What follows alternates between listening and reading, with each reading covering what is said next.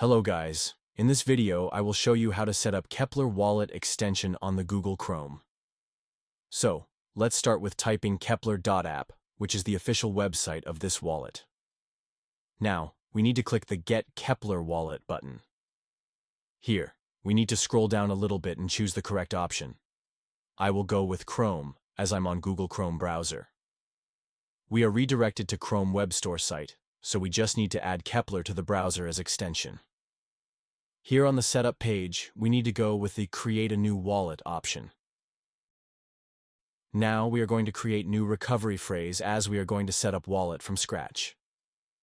In this step, you need to save your recovery phrase.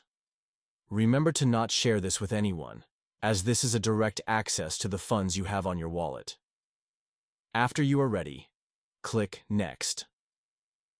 Here we need to type the exact words from our seed phrase. Don't worry, it is just a check to see if you have saved it. Also, in this step, we need to put the name and the password for our extension wallet.